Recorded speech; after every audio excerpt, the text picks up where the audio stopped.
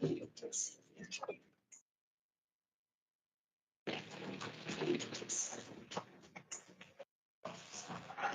you're a turd, you're a turd. Guys, I've never been scared by it. All right, I'm over it. Now tuned into the truth frequency. TFR. TFR. Truth Frequency Radio.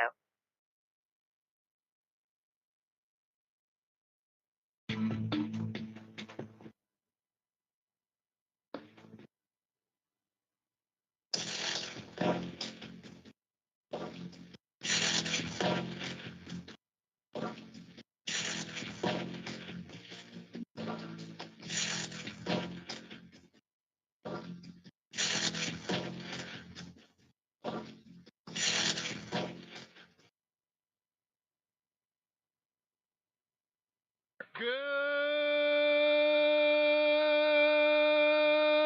morning, TFR. Good morning. Good morning. Good morning. Good morning. Good morning.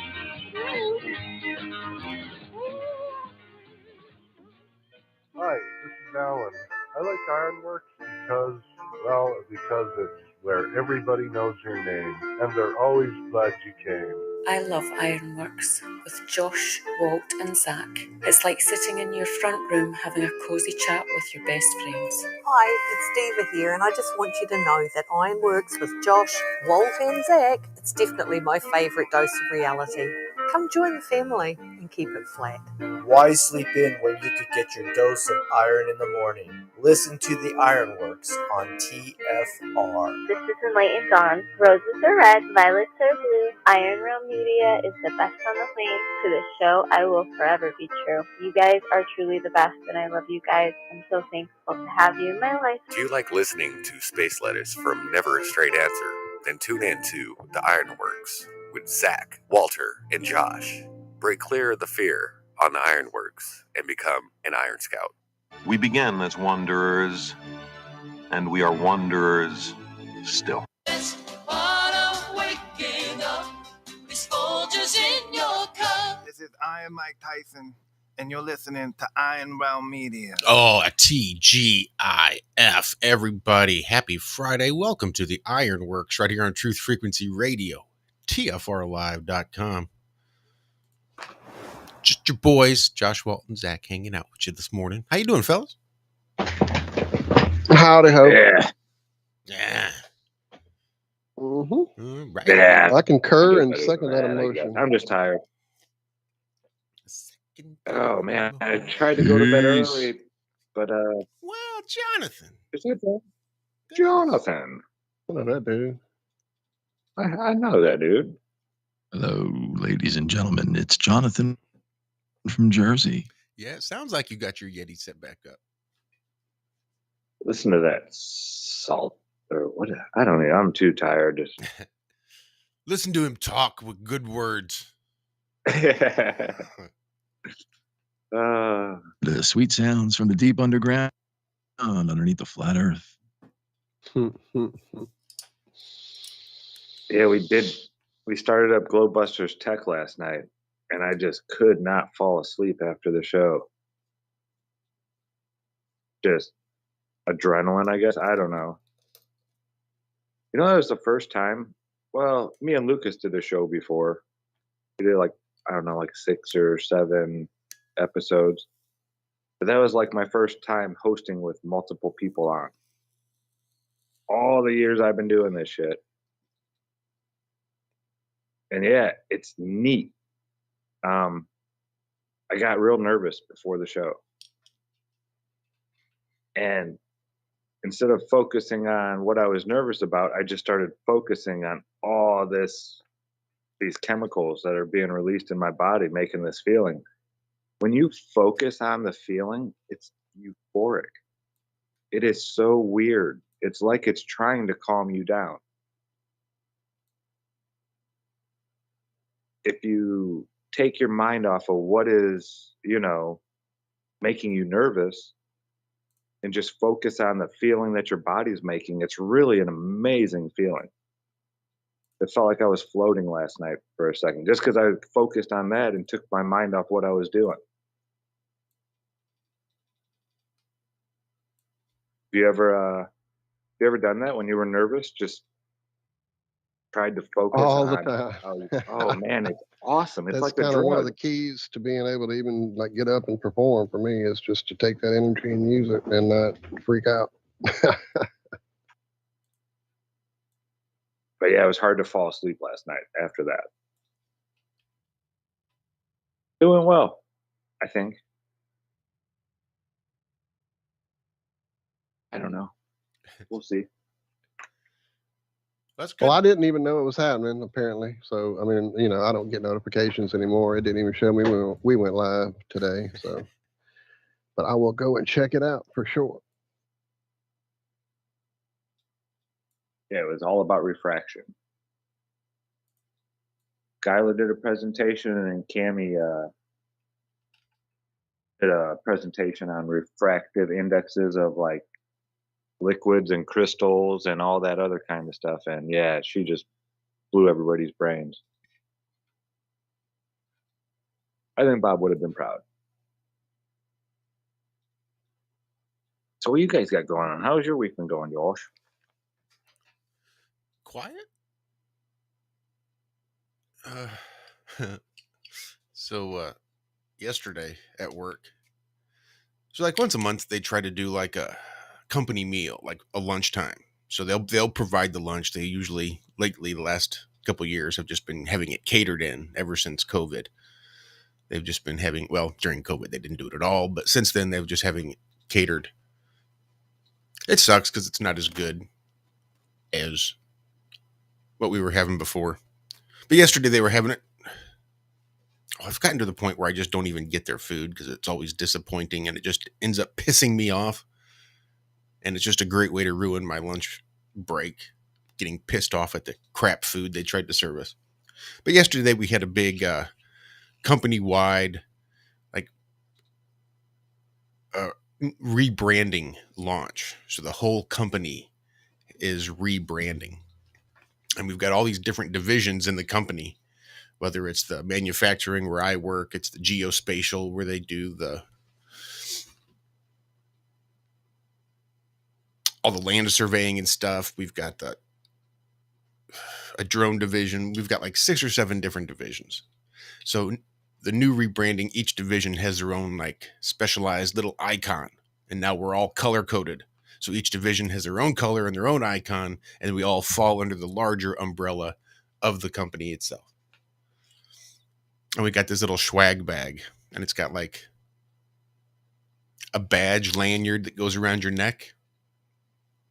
You know, it's free stuff. You can't beat it, except all of our badge readers are at waist level. So it doesn't really do most of us a lot of good unless you want to start bending over every time you want to clock in and out. So that was dumb.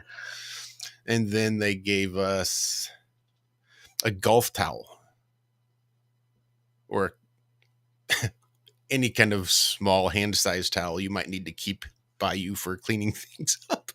I don't know, but they had all of the new icons and the new color coding system. And Dixie was looking at it. She said, "Oh, rainbows." And that's when it dawned on me. They made a rainbow out of all their shit. This whole company has rebranded basically under a rainbow banner that is now the LGBTQ fucking precision manufacturing. It is the absolute most disgusting thing. I mean, don't get me wrong, I don't give a shit. It was just this, I'm not even sure they realized it until maybe now it's too late. But yeah, it was a whole thing. Like, it was a 30-minute presentation of basically what a brand is. Wasn't, oh my goodness. Yeah, it wasn't like about the Siler brand or the company or any of this. It was basically a 6th grade educational presentation of what branding is and how to brand and, you know, what a logo is. It was just the stupidest, most idiotic waste of time that I could possibly imagine, only to be given my LGBTQ Did they cater golf. Did they cater in Bud Light? Did they have Bud Light on hand? Champagne. That was the one highlight of it. I don't even think it was actual champagne. I'm sure it was just like sparkling grape juice, but one of the speakers made a nice Jonestown joke that I think I was the only person that caught. You know, Everybody drink your Siler Kool-Aid and make sure the neighbor next to you drinks all of theirs too. He waited for laughs, and I was the only one.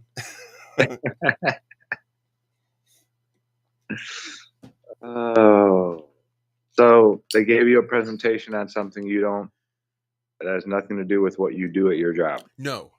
Here's the link in the employee portal for our new branded press release packets. Really? You just gave your entire employee, all of your employees, access to press release packets for the company? Really? Good thinking, bro. Why? Right. Because is this inclusivity? Is that what they're going for? I can't even figure out why they would give us that information. Because it's Pride Month. And I get that with the rainbow and all of that stuff, but I don't see why I would need access to the company's press packets. I'm not going to issue a press release on anything, probably. So I shouldn't need access to a press pack, even if it's with their new branding. Maybe they want you to announce it on air like you're doing. Maybe they know you're a radio personality. Could be, but they gave it to everybody. Everybody has this link in their employee portal. It's like they were so proud of their new branding. And I get it. It was really cool. It's kind of like Rockfin did. They said, look, here's the color palettes. Here's the main color palette. Here's all the other different color palettes we're going to be using. Here's the hex code for it. So you can use it. You can find it. And they're like, look, when you do it, here's your email signatures. If you're making business cards, like this doesn't apply to anybody in this fucking realm. Administrative people, I could understand being like, oh, cool. But people turning wrenches and don't give a shit. Nope. It's like, am I going to get paid more? No. Why are you showing me this shit? There must be a perfectly legitimate reason you want me to have access to your press release packet. And I mean, I can't imagine you guys release all that much press as it is anyway. You're a weapons manufacturer. Right. It's not like you need advertisement. Trade mags. We do quite a bit of advertising in trade mags, and we do a lot of apparently online advertising with, I'm sure, very selected, targeted audience, but so to speak. Targeted. So, I mean, we do have an advertising budget, but it's just so much shit that means absolutely nothing to me. Yeah, I've never have I ever, I worked in factories for like 17 years and never, and I was there for logo changes and stuff like that. They didn't stop and give us a dinner and a lunch or nothing like that. Say, hey, look what we did. No, never, ever. Well, this is the first one really in the 75 years. The owner's grandfather started the company, and they've always had the little adjustment dial on the side. It's like a circle with the crosshairs on it, but on the side of the circle is the little adjustment dial, because we've always been known as like an optics company. But because we've been branching out, and in order to stay relevant, we've picked up all these other divisions, and so now we're losing the main logo that implies optics, so that we can get more business for the planetarium division. I don't fucking know. But there he is. That's my week. Just being pissed off at the idiocy that involves a fucking 9 to 5. How about you, Walter? How's your week been? Any new big changes? How are the kitties? I mean, we're still all adjusting. In the house, things are different in that, I don't know, I guess her being overprotective to all the kittens and going after the other two of the first litter anytime they hissed at the kittens, apparently really had the whole house of cats on edge and pent up and tripping more than I knew, which is why what happened and built up. They finally all snapped on each other. Because, I don't know, you guys remember the details of Cleo being here and being like, she was the cat that came to me every show, would get in my arms, lay her head in my chest. She was my lap cat. And Haley went, to Lafayette, took her. And when she came back, she came back into, like, everybody being a little unused to her, and there was a lot of territorial issues. So she kind of was a little out of sorts when she got back, and she just wasn't the same cat to me. But since Nacho has been outside, she has become that same old lap cat. She gets up and I'm sure she'll be here in a few minutes, actually. I didn't leave the door open. She may not. But anyway, she's been great. Spot has gone back to his normal, loving self. He's still a little unhappy with the kittens. He still wants to be daddy's main man, but I do my best to let him know he is. So, but yeah, definitely the atmosphere in the house. Mom has become more playful again, which she used to be like my favorite one to watch play with, like a ball by herself. She would literally throw it up in the air over her head and go chase it, not just bat it around. She was nuts with it.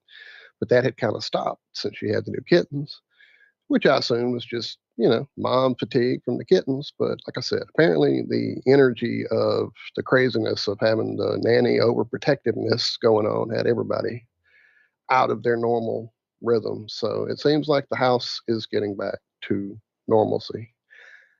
Outside. Did you guys change the format of the show? I feel like I'm on fucking NPR. Like, is Prairie Home Companion coming What on happened? next? What happened? I missed it. You broke up halfway through. No, we're just talking bullshitting. Although I'm a big fan of Prairie Home Companion. I mean, Garrison Keillor's a little bit wonky on his political side, but I'm a big fan of Garrison Keillor's radio work, for what it's worth. He's a pretty decent author, too, if you've ever read any Garrison Keillor. Don't know him. I didn't know we had a format. How about you, Jonathan? What's going on, man? I'm still talking. I was just busting balls. Oh, I'm good. That's been my week, pretty much. Cats. What you up to? Cops. I mean, I don't even know where to start, so I'm not even going to start. I'm too tired to go into it. Right on. I think it's just that kind of fucking morning. For some reason, Dick's. I think my dog. That kind of. It has been that kind of week.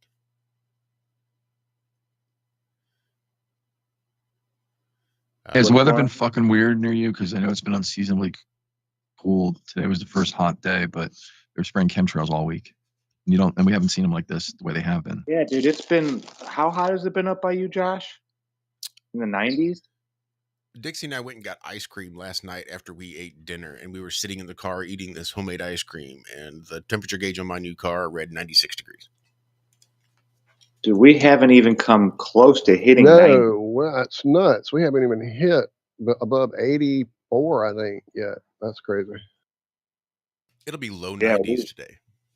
Back to 96 probably tomorrow or Sunday, I think. That's wild, man. Yeah, it was really weird. It was unseasonably cooled all week. It was like down into the 50s even, like at night. But there was always like a cool underbreeze. Even during the day, it was maybe 65, 70. And then today it went up to 80. Tomorrow's supposed to be 90. It'll be like the first real day of summer. But everything's weird. I was looking at the weather pattern, and I don't know if it's an El Nino or what, but the currents come in reverse down the East Coast, not up. And then it's like sweeping through the Midwest and going back up into the Arctic. Weird. There does seem to have been some strange things going on. I was talking to Dixie, I guess, on Tuesday, maybe earlier in the week.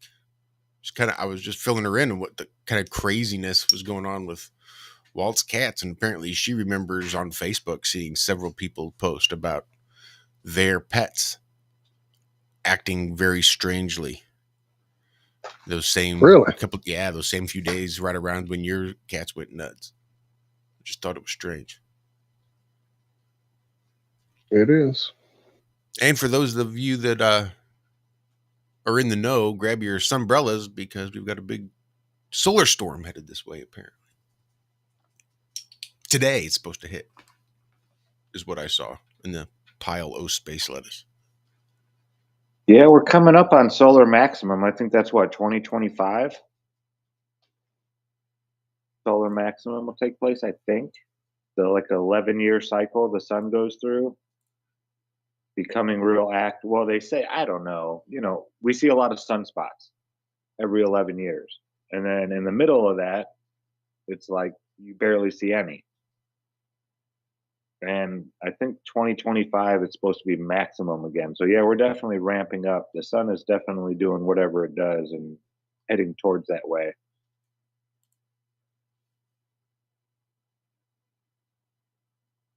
Yeah, I don't know, man. The sun is, I don't know, tired of trying to figure out what it is. I'm just really appreciative of it anymore.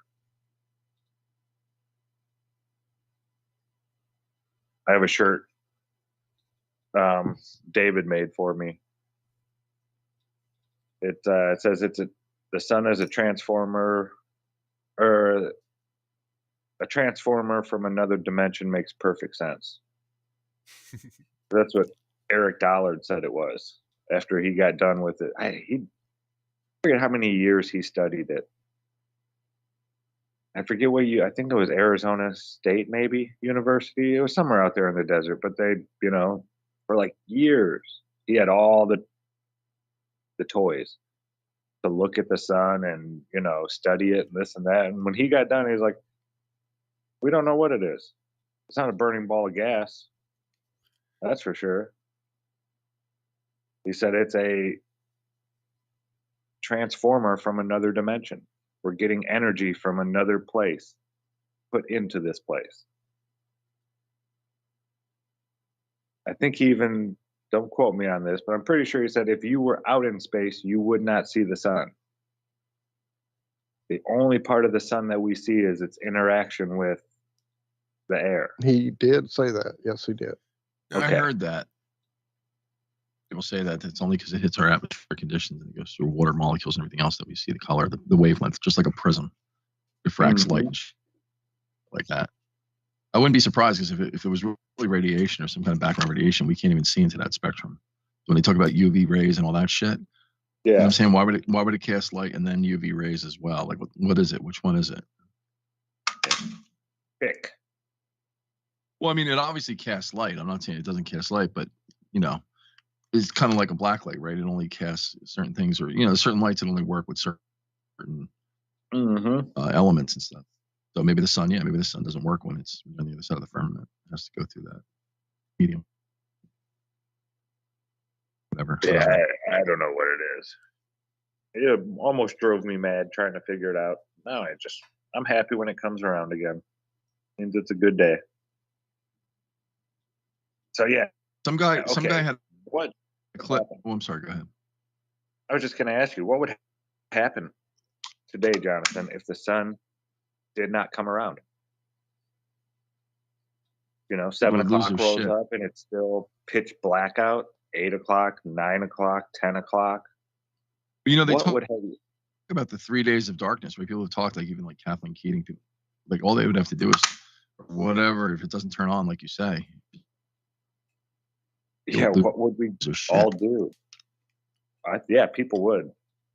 People would lose their shit. 3 days of darkness, that'd probably lower the population quite a bit. Mm-hmm. I mean, I believe that the sun is to our our Earth and all that. Kind of like a heat lamp you put like inside a cage for animals and shit, or a lamp or something like that. There's so many properties of it, doesn't make sense. I always use the campfire analogy, right? When you're sitting like right next to a campfire, you're at the right. It's warm enough, it's perfect. You're a little bit too far back, you can feel the chill on your back from the winter or whatever, the cold. Mm-hmm. You're too close. Because you're way too close, right? And when I say way too close, I mean only by like a foot or two. It could change all the difference, right? So I'm basing this on the fact that in the wintertime, I can drive from Jersey down to Florida, which is only like 1,400 mile ride, 1,500 mile ride. And yet by heading south, perceived south, 1,500 miles, all of a sudden it's fucking hot. It's like it gone up. Right? It's like, wait a minute.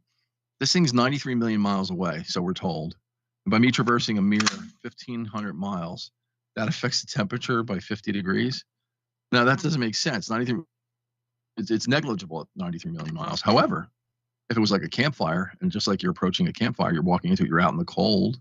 As you get closer, the heat goes up. So, yeah, so that means the sun fucking close. So it makes sense if it's actually rotating around near the equator, right? Then that's why it's so goddamn hot near the equator, because that's the path of the sun. You're directly under it and near it. Mm-hmm. Does that make sense? Yep. Was that loud? Holy shit! It wasn't. I had to buy a 2-inch. You're not loud at all. I had to buy a 2-inch hole punch because these fuckers. I got my business cards made up, the Jonathan from Jersey cards. I got new ones, and they forgot to die cut them. So now they're actually making me more. They're like, we're so sorry. Oh my god, how did we forget? So they came in on like 2.5-inch square cards. I'm like, what good is a circle on a square? What irony. The irony, exactly. I was almost gonna right on a flat plane. I was almost gonna put Jonathan from Jersey on the one side and the flat Earth on the other, and I might still do that on my next bit. Or you could just partially punch it. Square the circle. So you could partially punch it and just square the circle. I could get curved corners, but no, I was thinking of putting the flat Earth on the back end of it so that it's official, like Jonathan from Jersey. This is the ones with my photography. But people always get a kick. They flip them in their hands. They're like, "Oh, this is so cool! This is the coolest card I've ever seen." Wow, you don't get out much. What was I watching? It was a show called Primo. These guys were setting up at like a flea market, and one of their rival vendors was sitting up next to him, and he introduced himself and pulled out a card.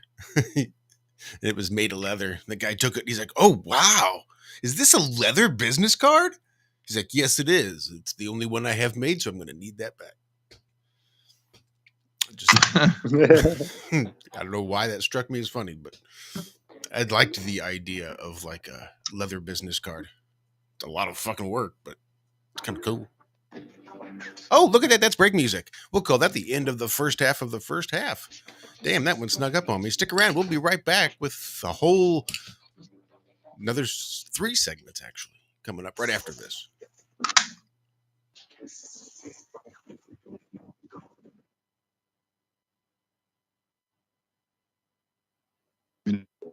When it's safe to talk. If you want something you've never had before, you must do something you've never done before. It's taken me years of tragedy, of losing myself inside, only to realize what I must have always known, that you can be anything you dream. Dream. Dream until your dreams come true. Act on your passion, and when your shot comes, take it. Look fear in the face and embrace it. The time is now. The moment is now. Believe in yourself like I believe this to be true. The world needs more of you.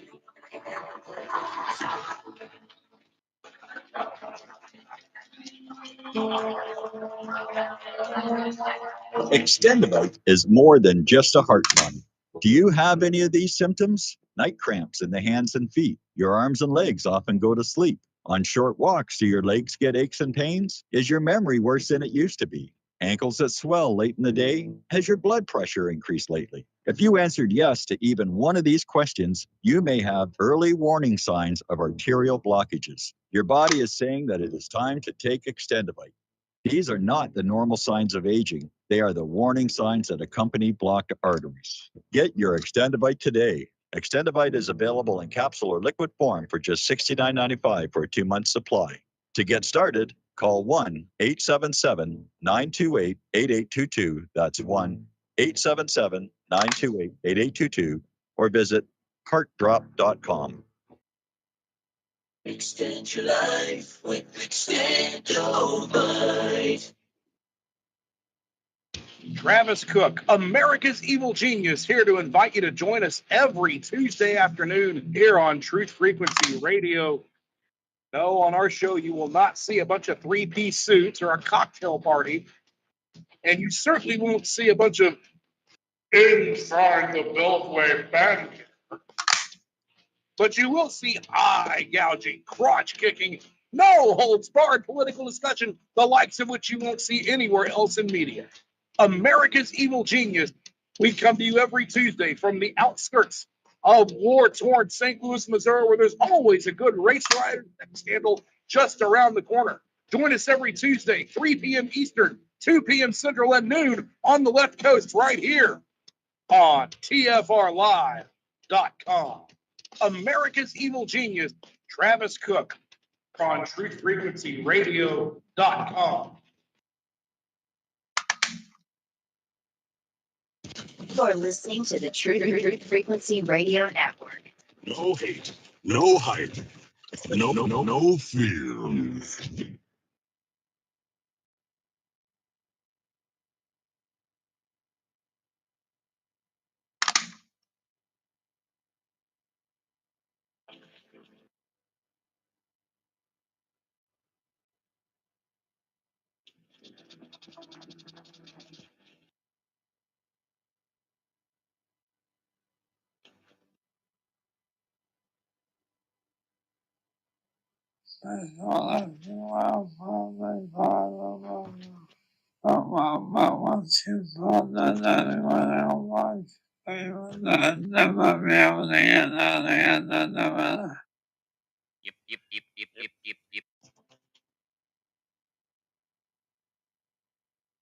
Time to make the donuts. Well, I will say it's a little bit more difficult to hear the break music and basically everything coming out of the studio.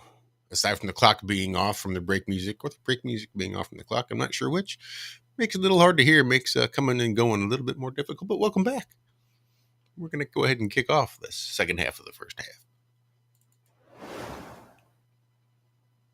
Nice. Yeah, I didn't hear much of that break stuff. That was weird. It is weird. In the music coming in, I noticed Liz was saying that it was choppy for her. Who was that broad? Who was that broad with the motivational speaking? No idea. The first one was talking like Tony Robbins type shit about believing in herself. Usually as soon as I can, my headphones are off and I'm in the kitchen getting coffee. You don't know what commercial I'm talking about? No, I don't listen to the commercials. You sound a little bit like Ann Bernhardt. I She's take real that fucking back. positive. I think I know which commercial you're talking about. I don't want to be dishonest. I think I know which one you're talking about, but I have no clue who she would be. Oh, you guys didn't make that? You didn't put that in the mix? It's just something that TFR inserted? Yes. Yeah, we don't do the commercials. They just throw those in. Yeah, once that break music hits, it's out of my hands. I will say there has been no one in the TFR chat for 6 days. Oh, I'm sorry, 5 days. I saw that. Only reason I wanted to post a Sleepy Kitty because, hell, somebody needs to post in there. There's nobody in chat right now? On TFR? No. On TFR, there's rarely anybody in chat anymore. I mean, when you can't hear the actual station on the station's website, it's a little difficult. Where do they all go? They go to the YouTube channel? They come here. Yeah. Our listeners are on the YouTube channel. I'm not sure about the other shows where the other hosts have their stuff also being broadcast, if anywhere. Are we live on D-Live today? Did you hit the button? Should be on D-Live, but yes, on Rockfin, I'm 99% sure I hit the button. Awesome. I did, yes. Oh, man. I had one. I forgot it now, though. Oh, I was going to say we haven't heard the IRonworx commercial in a while, which has been nice. Yeah. Makes a little bit more sense to play it some other time than during the show. Which IRonworx commercial is that? Okay, Walt, you ready? Go. That's an bust out the old Uncle Walt commercial. Uncle Walt. You've heard it before. You've heard it, Jonathan. I have. Yeah, it was like the first one we cut all those years ago. What is this? I still like the one with the music. How long have we been on TFR? It's a good minute. I want to say 2017, 2018. Yeah, sounds like I that. think Something like October that. of 2017 is what's jumping to mind. Was it already 2017? I don't know. Yeah, I was just thinking about that. We're coming up on a decade here in a couple years. What? I was thinking about that too. Year, not even. Yeah, the not year. even 2014. It was November of 2014 when I Yep. first. That's when you guys started? Yeah. That's when I saw it and was going, "What the fuck are you talking On about?" TFR. Well, mine was more like the end No. of 14 and going into 15 is when into 14 I saw the crap in my feed and I'm like, "Oh, this is a joke." 2015, I finally had enough of seeing it in my feed and went, "Okay, let me see what these flat earthers are on about." And that's when I started doing my research and heading out to the beach and making videos and all that. So yeah, a decade, believe it or not. Yeah, not TFR, but Flat Earth. Like I said, TFR was 2017, I think. Yeah, 24. No. Yeah, it was the end of 20. Yeah, I'm pretty sure. That's 27. going TFR? Oh yeah, 100%. No, on Yes, because we can go back to show archives. We can pull up that first show we did, and I'm pretty sure that was towards the end. Wait a minute. When did I meet you guys? I thought I met you guys in 17 or 18. Probably 18, beginning of yeah, 18. probably so.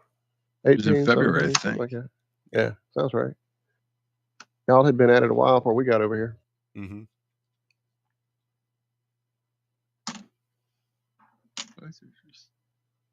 I know. I thought I shared on my channel the first time I was with you guys. Because I know I pretty much started both shows like right at the same time. It was more an IRonworx thing, and then I just came and joined you guys for Have No Sphere. But I definitely met you through IRonworx here on TFR. Yeah, as I was downloading shows, I was looking for that. Oh yeah, that one that you were called into. Never did find it. Zombie. We just got to put it in Zombie's brain. He'll come across it sooner or later. All you got to do is scroll through 600 shows. It's just 600. I'm gonna start at the You guys are just chit chatting. I'm gonna get going because I don't think we're not talking about anything. You don't need me, is what I'm saying. I got you. No, right on. You get some sleep. You've been hitting the gym. Yeah, recently, I mean, too, did you haven't have something I'm you actually were wanting to get into? Because we really No. Like I said, I can't even get into it. I can't. I have no energy. I literally got the shit beat out of me last year with just emotional energy. So was it just kind of been my week? Yeah, it was weird. Now it wasn't just me. It was other people. Like we came out of that Mercury retrograde last week, and Jupiter's moving big time. It's a funky. I don't know. Like things are being revealed. All this shit's coming out, and there's a shift going on. But I felt it today. Yes, I won't get into it. That's what I'm trying to say. But I just want to say I love you guys, and I hope to do radio again one day. Hope to have a radio show. Fun. Thanks for having me on. Anytime. You're always welcome. Thanks. So I'll get some sleep next time for next week. I'll have something good to. Right on. I think it's just good for your health in general. Yeah, I would think so. You enjoy All right, your guys, weekend, peace out. Jonathan. All right. Much love, and we'll talk at you next week. Later, Jonathan. And there's Zombie in chat saying, give him some time. He might be able to find it. Yeah, he's the one who found the ones where you and I had emailed into Mark Sargent. I remember that. That blew my mind, dude. I forgot I even wrote that email.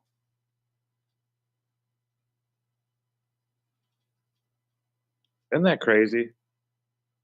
And that was a big thing for me at the time. Same. That was like huge, writing into Mark Sargent and hitting that enter button to send it.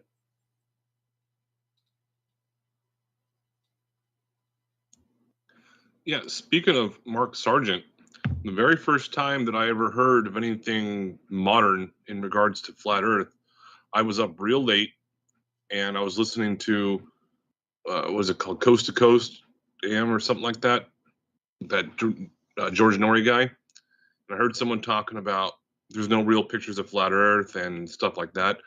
And I didn't know who Mark Sargent even was at the time.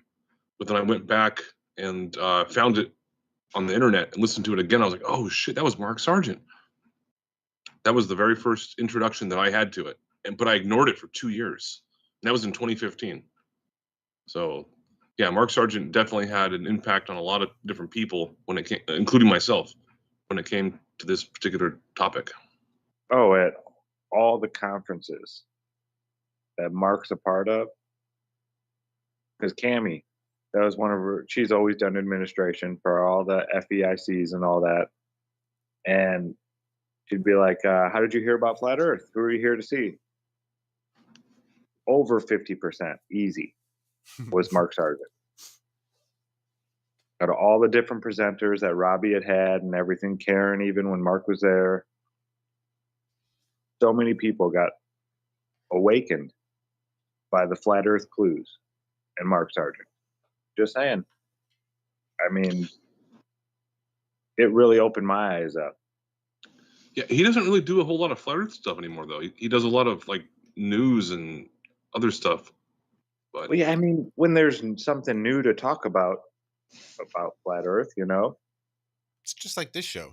We are. I was unmuting to say the same thing, Josh. That's kind of where we are. I mean, you can only say flat so many times when this becomes redundant. Yeah. And that's otherwise, you're beating a dead horse. That's how I describe this show here. It's not. It started out as a flat Earth show, definitely, but it's definitely not a flat Earth show anymore. But it is a show for flat Earthers. I think you'll get a really good.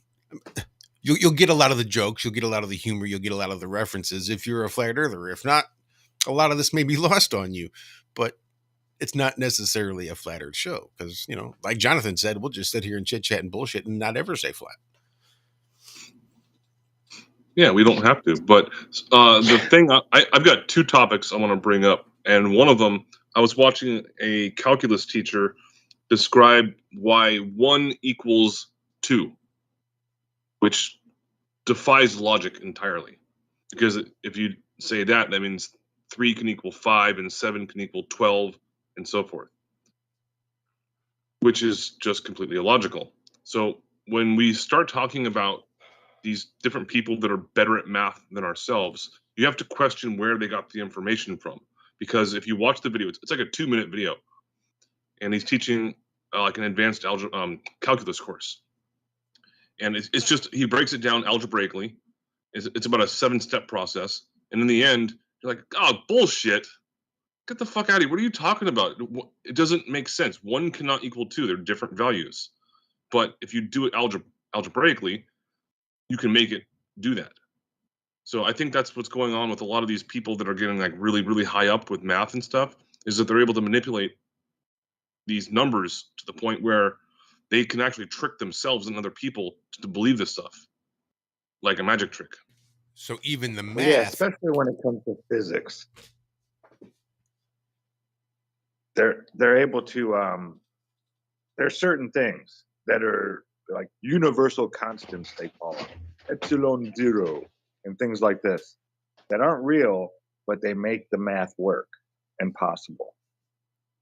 I figure what happens is they walk across the stage, they're handed their diploma, they toss their tassel across, they walk off the stage, and they're pulled aside and brought into a room, and they go, okay, look, physics is bullshit. We're making it up. Just come up. Just think it through. Think it up. Make it up. Just make it up. And it works because that's what we're doing. Come on in. Welcome to the club. Yeah. So yeah, that's the last 100 years they have been making shit up. It's crazy.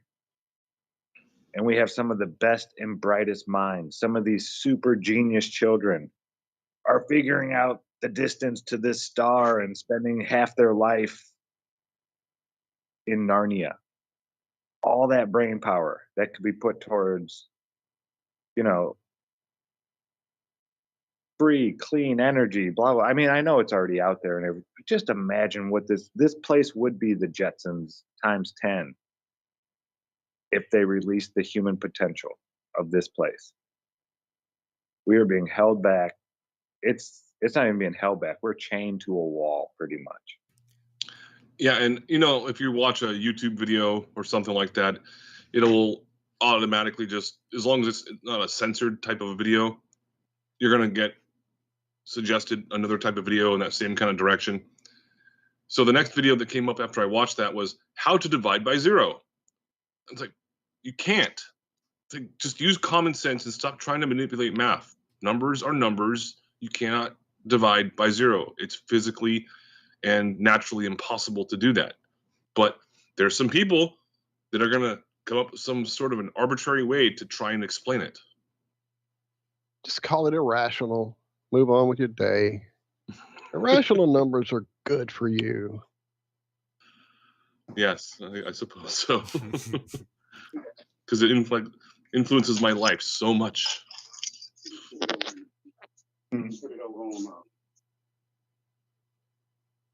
The birds are stinging like wild out there right now. I'm assuming the sun's coming back around. Zombie just showed up. Zombie. Did indeed. Yeah. What's up, brother? Yeah. I got something. I only got a minute. I'm working dispatch today, so I'm sitting in the office. But Andrew just said something that made me think of something I wanted to bring up a while ago and forgot about. Go for it. One of my favorite guilty pleasures is Big Bang Theory and Young Sheldon. I love both of them and think they're both hilarious. And so I've noticed that in the later seasons of Big Bang Theory and in a couple episodes of Young Sheldon, they like chase things that we say. And the other night we were watching Young Sheldon, and Sheldon came to the conclusion that 0 doesn't exist. And I remember that being a conversation that like Jaren and Glowbusters had years ago. How 0 is just a construct. It's not a real thing. You can't have 0 of anything. And they were breaking that whole thing down on Young Sheldon the other night. And I thought it was hilarious. They're constantly chasing. Yeah. It's like everything we do, they gotta find a way to put it into some kind of media later on down the road.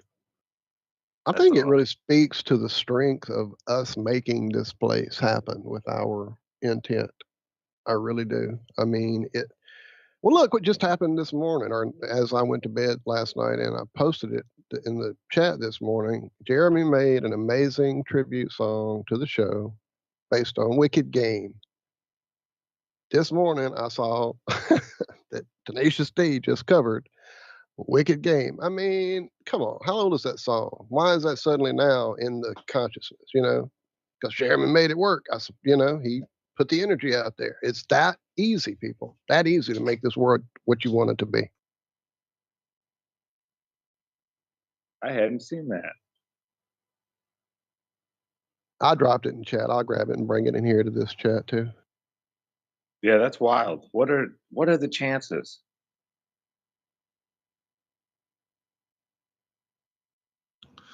What's really interesting about 0, I just learned this a couple weeks ago, is that in like Python or coding, if you want to create a code that's going to give you all the odd numbers from 1 through 100, you have to start off with 0 first, and you have to there's a certain way you have to write it. So you don't actually have 1 through 100. You start off with 0 through 100. And then if you want to make all of the odd numbers, what would I say, even or odd, whatever, you have to start off with 1 and then go to 101.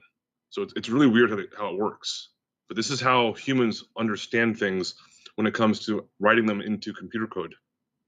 So you start off with 0, because 0 technically means 1 in computer code. Yeah, it's weird, isn't it? And 0 is just a placeholder. It doesn't have a value to it.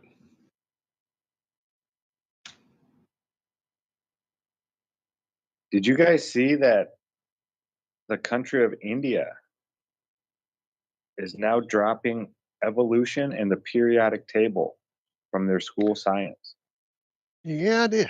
Thought that was very interesting. Not really sure Why what to would you make drop of the it. periodic table though?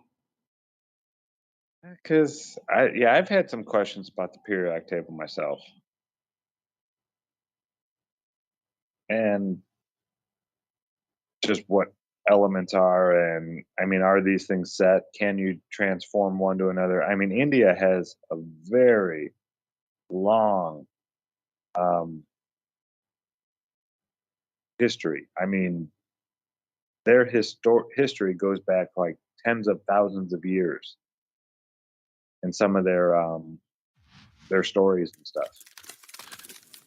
Yeah, Sanskrit is one of the oldest languages that we know of, and along with like the Sumerians and Babylonians and stuff like that. So yeah, they have a very, very deep history. But yeah, a lot of the great men of our electrical world, Voltaire and Watts and Heaviside, a lot of these gentlemen learned to read ancient Indian Sanskrit. And they're the ones who, revolutionized the electrical world. And I'm betting that a lot of what they, discovered was really, they should have called it being rediscovered, because they pretty much read it in a book and then tried it themselves probably and were like, that works. Yeah, Zach, speaking of electricity and India, I read an article a long time ago about how there are like playgrounds out in India, with like merry-go-rounds, and in the underneath the merry-go-round is an armature, like a generator. So every single time the kids get on the merry-go-round to go and play on it, it generates a small amount of current, and it goes into a battery bank that the city can use. See, that's what I'm talking about. In Holland, I think it's Holland, they're finally implementing piezoelectrics into the sidewalks. So as people walk up and down the sidewalks, they're charging these battery terminals for the lights to run at night. That's awesome. Yeah.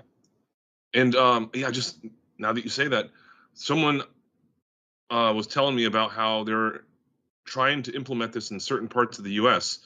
So when you're driving down the freeway at a fast speed, it causes like a wind rush right next to your car. And what they're going to do is going to be installing these little fan type of things on in the median, so that every single time someone drives by it, it causes a little bit of movement and can generate a little bit of current. Yeah, these things should be implemented everywhere. But it's with stuff like that, it's hard. I mean, in a perfect world, a lot of this stuff could be implemented, but in reality, how many people are going to be throwing stuff at those things or going by and ripping them down and this and that? Humans suck. We do. Yeah, or until a law gets passed saying, "Oh no, you can't do that." Oh yeah, and then they'll make a game out of it or something. Then it's human nature. So being able to implement all these new technologies, but at the same time keep them safe from humans. That's one of the tricks. That's why I love the whole in the sidewalks. It's not like you see the energy collectors or the battery banks or anything like that. They're all hidden underneath the ground. Stuff like that. I saw that, the little windmill things, and it's a great idea, but 16-year-old Zack says, "Hey, look that's a target." We suck. We do. I used to do stuff like that when I was younger. Yeah, it's hard when we have human beings. Yeah, we're so different throughout our lives. It's not like I'd go and do it now, but there is a time when, I probably would have, I mean, mailboxes used to be targets to me. Don't do this at home, children, if you're listening. Getting a lot of trouble messing with mailboxes. But yeah, I was.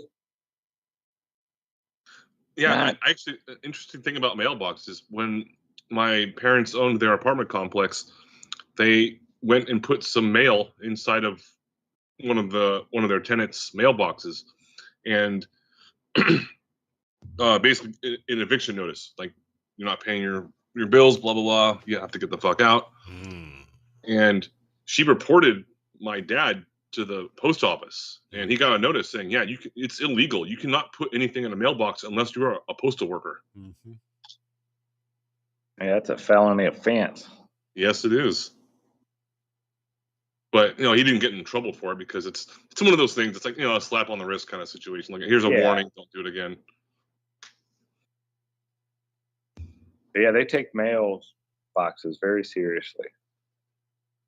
For all you youngsters out there, I don't even know if that's a thing anymore. I'm sure.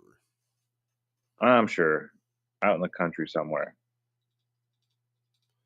Yeah, some little 13-year-old just watched Dazed and Confused and be like, "Oh my god, that's awesome! Let's go do that." I love that. You have a joint? No? Be a lot cooler if you did. Yeah, what was that? 97, 98, something like that? Oh, I want to say, something like that. Matthew McConaughey is. Let me look it up. All right. Yeah, that was one of Ben Stiller's first movies, I think. Oh shit, 93. 93, holy. Yeah, it dawned on me, and I was thinking 94. But 93, wow. That, ladies and gentlemen, signals the midpoint of the Ironworks right here on Truth Frequency Radio, TFR Live. What a first half. All the ups and downs. Stick around. Who knows what we've got in store for the next half? Coming up right after this. This is iHeartRadio. iHeartRadio makes you want to move. When you have a great melody, a song lasts forever. Instantly connected. I love it when the beat goes. Did you know you can listen to Truth Frequency Radio on iHeartRadio? Just download the app to your smartphone, or smart TV, and get the best of TFR wherever you are. iHeartRadio. I'll see you there. So, you love talk radio, then you'll love TalkStreamLive.com. TalkStream Live is always on, 24/7, with the best streaming talk shows. Find your favorite talkers and discover some new ones. It's free, readily available online or on mobile with any smartphone or tablet. Finding your favorite talk shows all in one place has gotten a whole lot easier. Just go to TalkStreamLive.com. Be sure to download the free apps from Google Play or the iTunes App Store.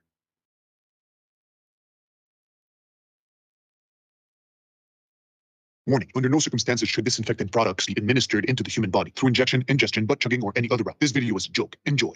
We're also testing disinfectants, readily available. We've tested bleach. We've tested isopropyl alcohol. I can tell you that bleach will kill the virus in 5 minutes, and that's with no manipulation. So suppose it hits a body. I see the disinfectant. Suppose it hits a body with tremendous ultraviolet. Suppose it hits a body. I see the disinfectant. Suppose it hits a body with tremendous ultraviolet. We're leading the way in so many different ways. Supposing you brought the light inside the body in some other ways. As we continue to develop potential therapies, I see the disinfectant. I see the disinfectant. I think people are going to know. You're going to know. I'm going to know. I think people are going to know. You're going to know. I'm going to know. I think people are going to know. I see the disinfectant. This whole curse, this whole plague. And is there a way we can do something like that? Injection. Suppose we hit the body. I see the disinfectant. Suppose we hit the body with tremendous ultraviolet. Suppose we hit the body. I see the disinfectant. Suppose we hit the body with tremendous ultraviolet. As we continue our battle against the virus, the data in fact suggests that we're making great progress. A tremendous ultraviolet to the invisible enemy. And then I said, supposing you brought the light inside the body. And then I see the disinfectant ultraviolet through the skin. And it's working very well. Very big deal. We will end this plague. And then I see the disinfectant. I see the disinfectant. That's really powerful.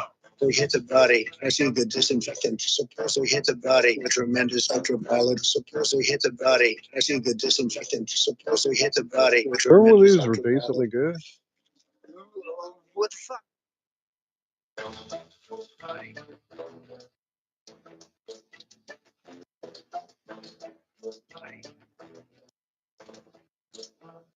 Not really sure what this is.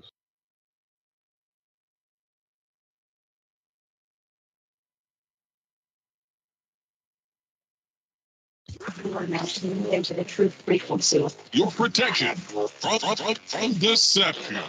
This is Truth Frequency Radio.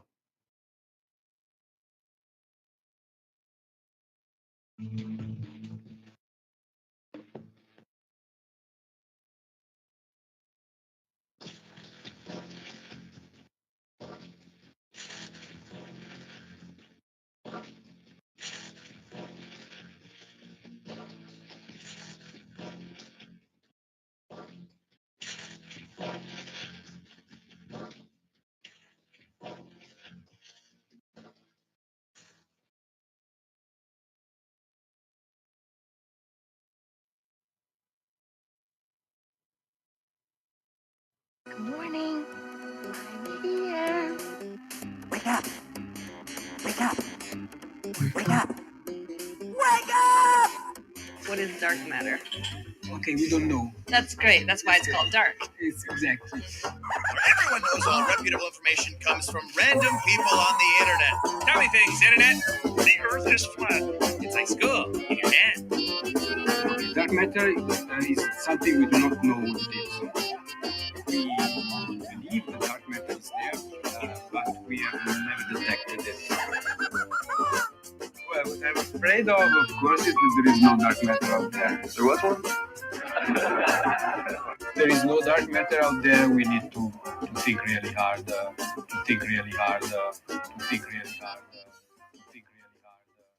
Happy Friday, my friend. Hi, this is Alan. I like IRonworx because it's where everybody knows your name, and they're always glad you came. I love IRonworx with Josh, Walt, and Zack. It's like sitting in your front room having a cozy chat with your best friends. Hi, it's Diva here, and I just want you to know that IRonworx with Josh, Walt, and Zack, it's definitely my favourite dose of reality. Come join the family and keep it flat. Why sleep in when you could get your dose of iron in the morning? Listen to the IRonworx on TFR. This is Enlightened Dawn. Roses are red, violets are blue. Iron Realm Media is the best on the planet. To the show, I will forever be true. You guys are truly the best, and I love you guys. I'm so thankful to have you in my life. Do you like listening to space letters from Never a Straight Answer? Then tune in to the IRonworx with Zack, Walter, and Josh. Break clear of the fear on the IRonworx and become an Iron Scout. And welcome back to the first half of the second half of the IRonworx on Truth Frequency Radio, TFRlive.com, as I make a concerted effort to slow down when I speak, because I have a tendency to run right through that pretty damn quick. But I do love these mornings. These are some of my favoritist mornings when people just roll in. We've got Andrew B here.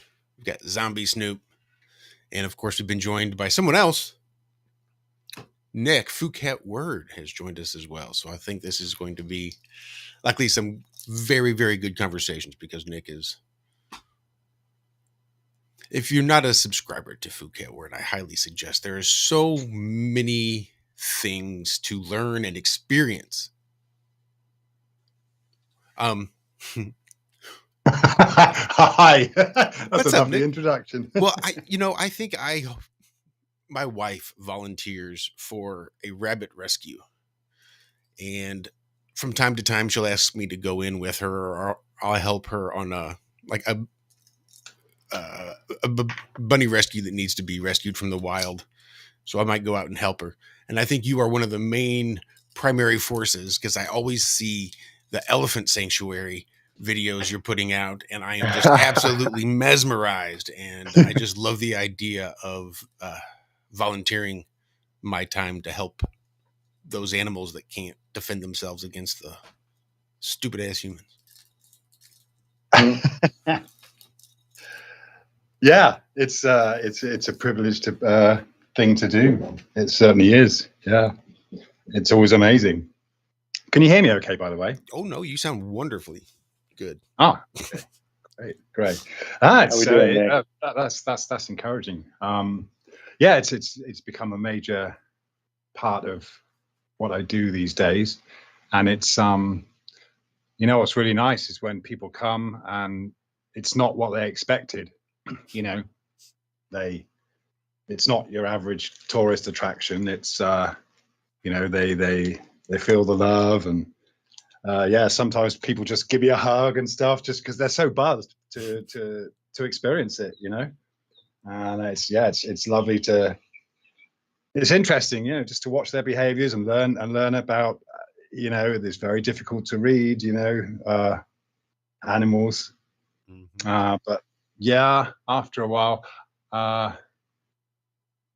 you get to know them as individual characters. They've each got their idiosyncrasies, and yeah, some of them are a bit, you know, you've got to be careful what you do with them because of maybe the bad way they've been treated in the past, you know. So there's a real amazing memories, don't they? Sorry? Don't they have amazing memories? Oh yeah, they do. Yeah, they do remember people and things, and of course each other. Yeah, and they communicate in a huge variety of ways, from squeaks to rumbles and growls, and yeah. They do like some subsonic stuff too, don't they? Some stuff that we as humans don't even hear. I thought I remember. Yeah, even the younger ones, even like there's a 5-year-old there, she's probably about 6 now, but she, you know, it's like, wow, that came from her. You know, these really deep rumble, and yeah, you're probably right. There's probably stuff going on that we don't hear, body language as well that maybe we don't really notice. But yeah, they are. You know, just obviously, just like any animal, you know, they love being with each other, and there are certain things they love doing. But yeah, it's different. You know, some love the water, some don't, or you know, they're just. Yeah, it's always amazing. Yeah. But your partner runs a rabbit. Well, rescue. She doesn't run it. It's a 501c3. It's been around for a good long while, and in the area, it's like the only one that really exists. And so they will take in all of these abandoned bunnies and things like that. And then there was a guy that will actually go out and works, you know, sort of with animal control and sort of with this rabbit house society. And if somebody just spots a domestic bunny, they can call him and he will come and grab up that domestic bunny and take them to the rabbit house society and get that bunny rescued, and the house society will get it neutered and all of its shots and everything and get it all taken care of, and we'll keep it there and then try to get it adopted out. Okay. So okay, it's just kind of rescuing bunnies from people that have had them and then don't really look after them. Thought they were cute for a while and then exactly realized they're a lot of work. Realized a puppy would have been less work than a rabbit is, and for real, yeah. Having had kittens and puppies and now bunnies, kittens and puppies are definitely less work. Oh yeah, but it's always, you know, it's amazing, isn't it, to watch just symbiotic relationships as well. I mean, you know, obviously relationships can develop between the animals and people, but all sorts of other creatures as well. Mm-hmm. It really is crazy.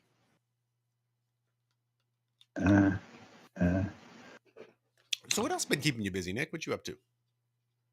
You know, it's really making an effort to I think it's really important, just from the last couple of videos I've done, it's really interesting to see the reaction, because deconstructing that globe is still a thing. It's still a kind of priority, or at least understanding the alternative way of looking at navigation and the latitudes and things like that. It's still, there's a massive learning curve going on there as well, but it's I think it's really, yeah, it's really, I think, yeah, it just resonates when people can, see it. Oh, okay, that makes sense. So yeah, a lot of focus on that. It's interesting. Just before the break, you were talking about that kind of those first intro, the first, when you first hear about it, and how everything kind of makes sense, doesn't it? It's like, yeah, that just makes sense on so many levels. Yep.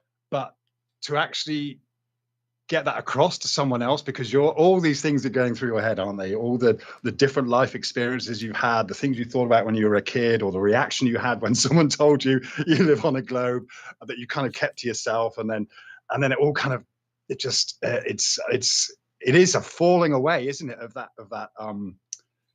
veneer, that fakery that encompasses so much of our culture. Basically, we're born into that culture that it's just fake, totally fake, the whole lot, everything.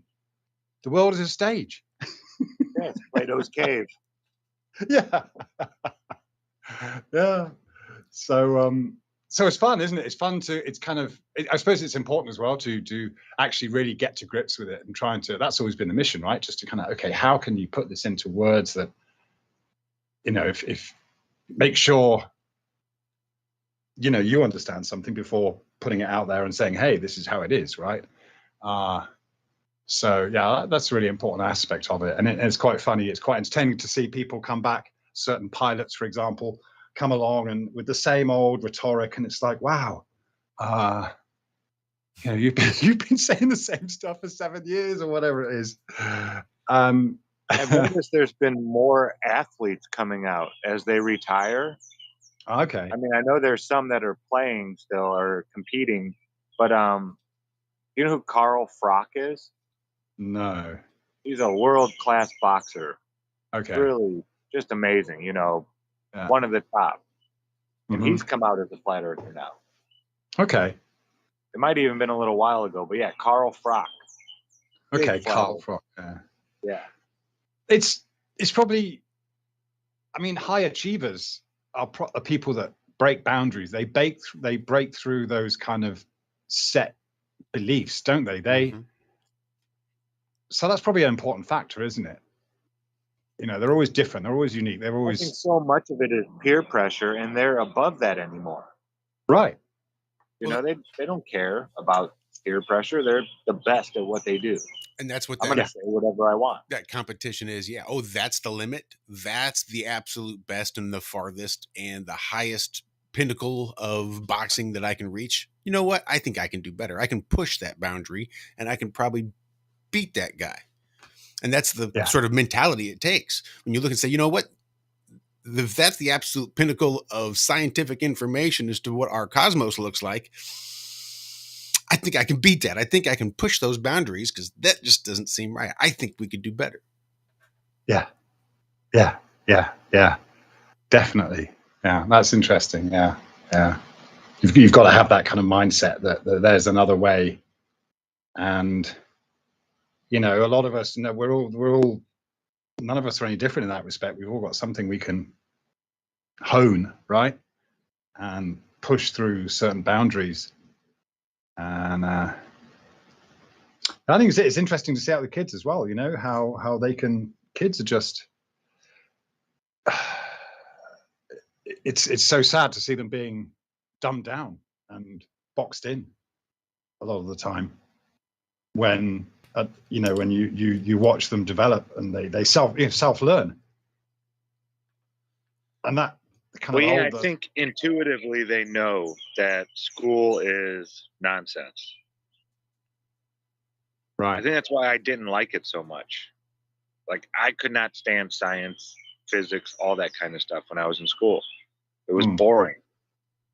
Yeah, didn't make sense, did it? You can't make that connection. It doesn't. Yeah. It doesn't ring true. Yeah. Right. Which is part of it by design.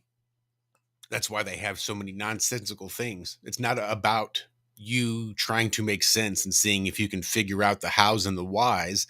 It's about you following effing orders and just doing what you're told. Don't think about it. Just do it. Just accept the nonsense. Mm-hmm. Yeah.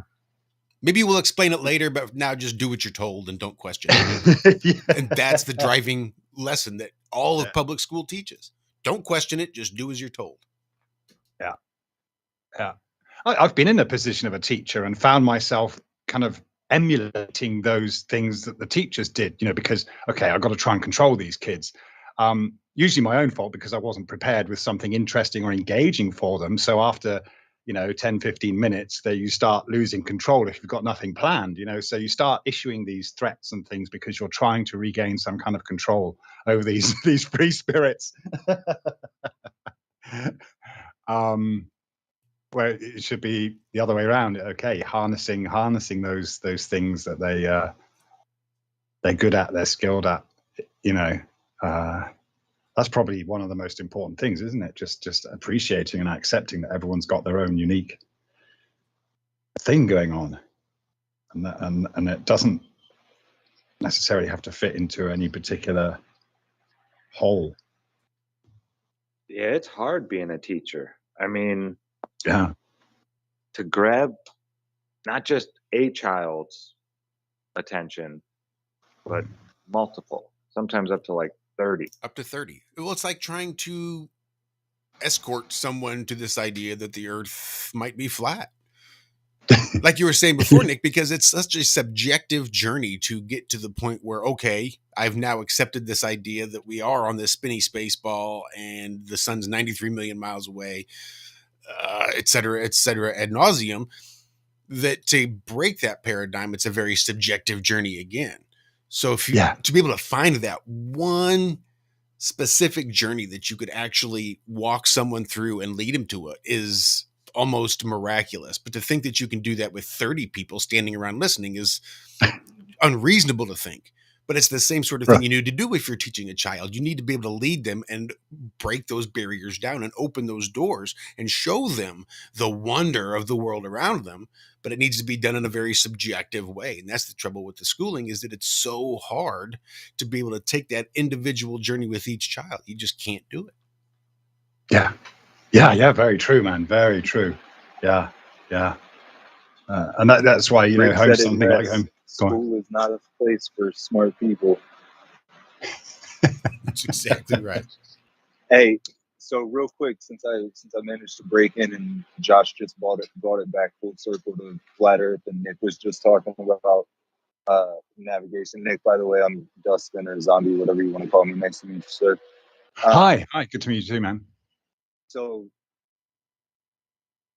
Walt would probably be the only one that remembered this, but when the TV series Snowpiercer came out, I was map hunting throughout that show. That was a pretty good show. And in the captain's quarters is the only spot in the show that shows what could be considered a flat map, like that has a projection.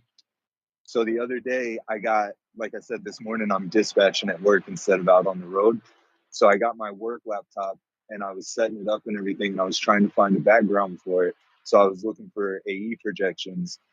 And Josh, do you guys, I know we're on a radio show, but for the YouTubers out there, do you guys screen share on? Can I cop a share from you? You should be able to. I don't think I need to assign power on Skype. Yeah, no, it's just right there. One of the buttons to the right, I believe. Yeah, I got it. It's coming up now. I should be sharing, I think. It says I am. So this is the captain's quarters in Snowpiercer, and it's the only spot that shows a map like that. Everywhere else shows like the Mercator style map. Yeah, I was looking for that. I pulled it up too, Zombie. Right. So there's that map right there. All right. So I was looking for AE projections the other day, and I found this map, which kind of looks like that map. Wow. Those are some interesting proportions. Yeah. Is that the Japanese map that came out a few years ago? I Zombie? have to go back online and trace Pretty it sure it and figure is. out There where was a it came big from. story we covered about 2 years ago, maybe 3 years ago. Hell, it might have been right at the beginning of this time on TFR, but I remember a map that was from Japan. It was actually that map turned 180 degrees the other direction. Like it faced the other way. Yeah, The big yeah, part yeah. was on the right. And it kind of Right. swooped from the top left down to the bottom right. And it was something made in Japan. And it was supposed to be the most accurate, able to do right distances without distortions and blah, blah, blah, blah. But Well, that's what pretty caught crazy. my attention on it, I'm gonna in the screen share.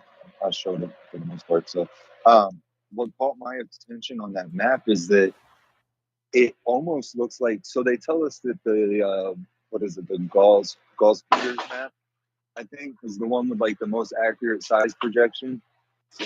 Even though the continents aren't in their right spot, but they're the proper sizes. That map that I just had up looks a lot like that. Everything's a lot skinnier and longer, and the size difference between South America and North America is just insane. That's wild. But I thought it was funny that it kind of, that's the first AE projection I've seen that somewhatly matched the Snowpiercer map. Oh, that's cool. So this is the Japanese orthograph world map that I was remembering. And like I said, it swoops to the right and it's pretty much that. Pretty much. I mean, every map has slight variations, but yeah, that's kind of nuts. And look, you can make a pyramid out of it. Pyramid Earth, Cuba. Oh my God. Can't write this stuff. You look at that and there's like those vast expanses of ocean. There could be land there that we just have no idea about. No one ever goes there. Yeah, Sketches has a great idea. We need a blue dot blimp to check this realm out.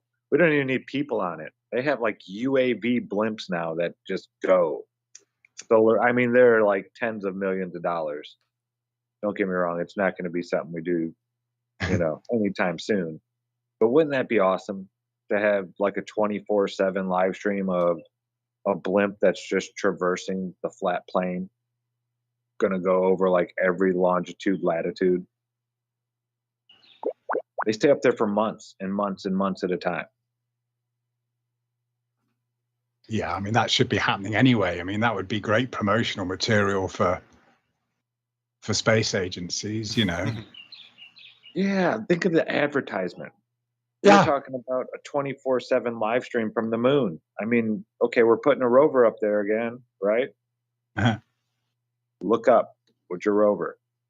Yeah, the only problem with that, Zach, is that because I live really, really close to the San Jose airport, and we're only like even the police helicopters around here are not allowed to fly in certain areas because of the landing path and stuff like that.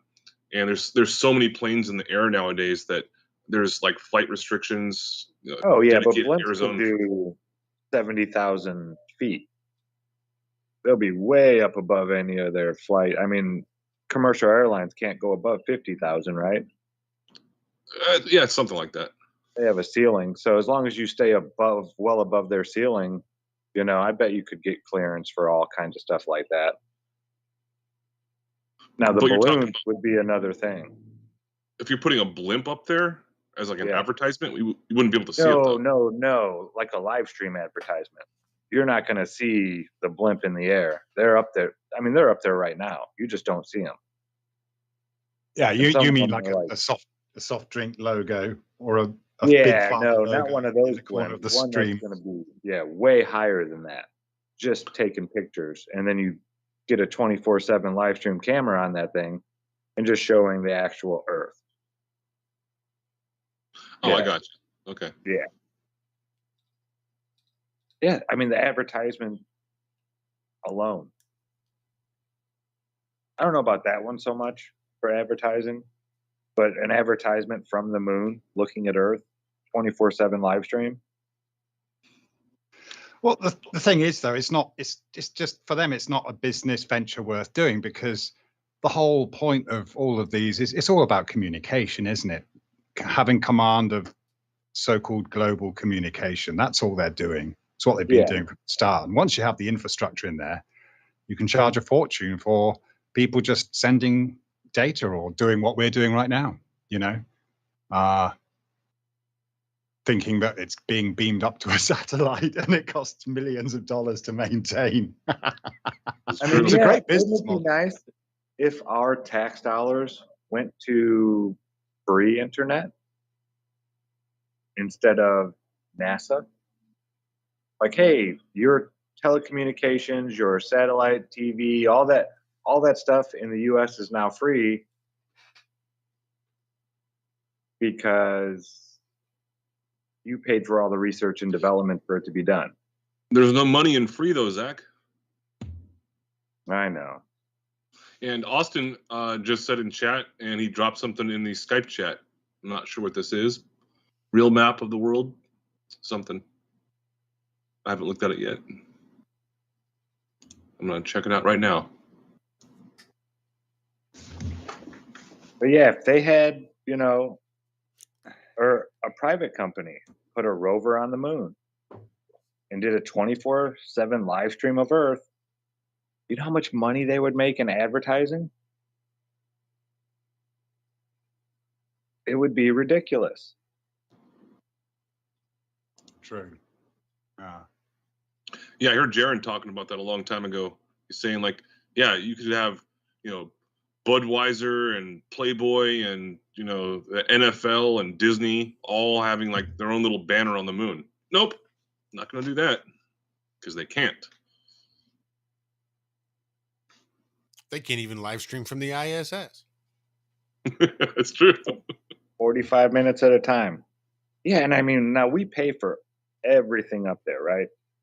So shouldn't it be like 24/7 live in most of that place? Like you'd have control. Okay, I'm going to switch to this camera now and see how this experiment is doing or how that experiment is doing. They're always claiming they're doing experiments and stuff up there.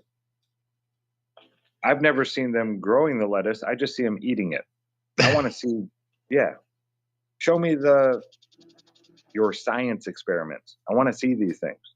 We pay for them. That's actually, we should have access to them. That's break music, ladies and gentlemen. Wow. I know, right? Means you've only got one more segment left of the Ironworks. We'll be right back. Life was designed to respond, to deserve, not to need. On this planet, it doesn't read, if you need, you will reap. No, it reads, if you plant, you will reap. You say, well, I really need to reap. Then you really need to plant. Life wasn't designed for the needers. Life was designed for the planters. Life doesn't respond to what we need. Life responds to what we deserve by activity, belief, faith, action, movement. You got to take a step. So one of the things to make clear when you're bringing somebody on board is say, Mary, if you step, we do these things. If you take 3 steps, we go this, this, and this, and this. And if you do this, we do all of this. But if you don't move, we don't move. It's very important to make it clear. Why? Because everybody needs to pay. Everybody needs to pay. Even if the payment is only token, it has to be paid.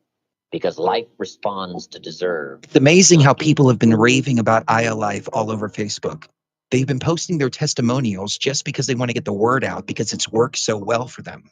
If you're not familiar with ILife, it's a 99% pure CBD oil, but the secret is the synergy between the hemp and the ayahuasca vine, the non-psychoactive component of the ayahuasca tea. We recently received an email from a wife whose husband has Parkinson's. For the first time, he's been able to sleep through the entire night. Another customer reported that they're no longer using NSAIDs because their tennis elbow has been relieved with ILife. The reports have been phenomenal and much more than we ever expected. Everyone should have access to this. That's why if you head on over to ILife.com right now and use coupon code TFR, we'll give you $5 towards your order. And we'll even ship it worldwide. That's ILife.com, AYA-life.com. For 5,000 years, the world was ruled with wooden ships by one man, 242 years ago, a small group of free men crafted a new nation built on liberty and freedom. Global elites have been fighting to destroy this new nation called America ever since. Based on actual events, Charm of Favor tells a true story of how they corrupted the election system.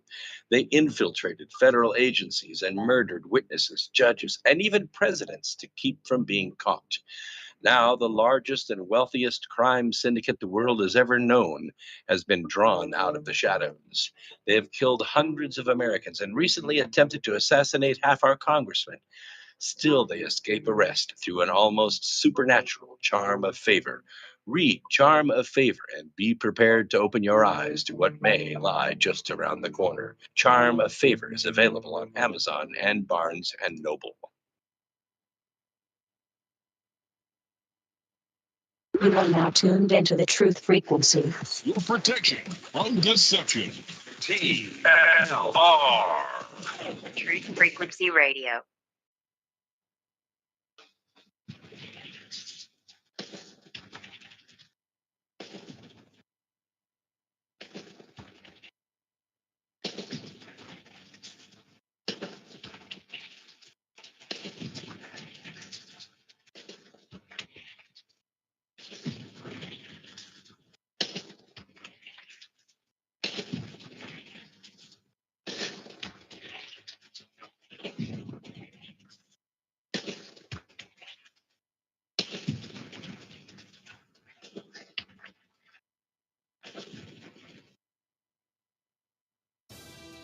Ladies and gentlemen, Alex Jones here.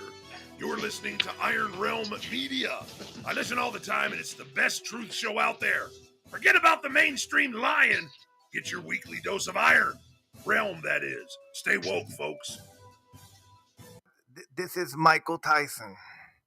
You probably know me better as Iron Mike, but I don't go by Iron Mike no more because I used to be a monster. I'm a different person now. I'm all about happiness.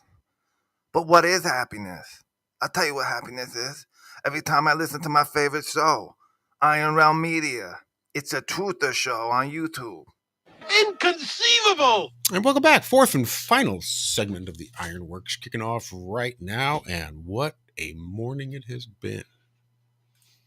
Thanks to everybody for making it such a great show thus far. Jonathan for coming to hang out, if only for a few minutes. Nick, Andrew, Zombie Snoop, and of course, Walt and Zack. I really appreciate the hell out of all you lovely bastards. I appreciate you, Josh. Well, thanks. Yeah. Indeed. And all of you guys. Thank y'all so much. And for all of you that appreciate the Have No Sphere show that is usually taking place on Friday evenings, we are going to be playing a replay this evening. It's just been a long week. A lot of energy, a lot of emotions. And yeah, I don't know, when's the last time we took a break, Have No Sphere? It wasn't that long ago, but it hasn't been that long ago, but it's almost one of those things where you need to make a concerted effort to. Yeah, if we don't make the effort, we never take breaks. Yep. And this week felt very deserving of a break. Yep. You're perfectly entitled to it. Hey, so I just had an idea during the break. I was, just doing some stuff in the background, listening to the commercial. So there's Truth Frequency Radio, and there's all different kinds of, sub type of radio stations that are online. Mm-hmm. Why isn't there like a flat Earth radio, or like True Earth Radio, or reality radio, or something like that? It would be really simple to start, I think. So I'm sure there is. It's coming. Well, I'm sure there is. There are flat earthers, I'm sure, that have taken it upon themselves to get IceCast, or they have programs that incorporate IceCast on the backside, make it a little bit easier for you to broadcast on the front end. I'm sure there are. There's a surprising number of people that at least were doing internet radio shows for the flat Earth. The trouble is that's, you get lost in a sea and you're dealing again with the micro niche. It's just one of those things that we've always had to struggle with, especially with our chosen time slot for the show. It's just, it can be a little awkward. Because if you're only advertising or marketing to flat earthers, then you have to try to beat all the algorithms in hopes that you can get it out to flat earthers. Otherwise, you just got maybe 10 or 12 people that'll actually see it and maybe click on it. And all right. Well, looks like Nemo and Austin are both basically telling me that something like that already exists, but I've never heard of that. Okay. Well, there's lots of different online radio stations. I mean, I just started like the 3-month trial subscription I got with my car for Sirius XM radio. You can find online radio stations. They're a dime a dozen. Can't swing a Globie without hitting a online radio station. That's an interesting way to put it. That's a good point, Andrew. By the way, nice to meet you, my man. Yes, awesome. It's tough though, isn't it, with the media? I think you kind of, when you start trying to force out content to please a certain audience, is when it dies as well, or you risk, overdoing it or not being inspired. I think that's the beauty of about a lot of different people are doing, is that diversity. And somehow the universe works in magical ways to bring you to the information that you're seeking. Seek and ye shall find, right? It's true. The intent is there. Connections are made through the most bizarre ways possible sometimes. So I have a lot of faith in that as well. Just like, you guys you're doing this regular show, and knowing it's there and seeing you pop online, okay, great, there's a chance to hook up at last after listening to you every week for months while kind of doing other work and not being able to join in. Now comes that opportunity to do so. So having that consistency there on your unique channel is, for me, it's ideal. That's it, subjectively, but yeah, I find with the media as well, you always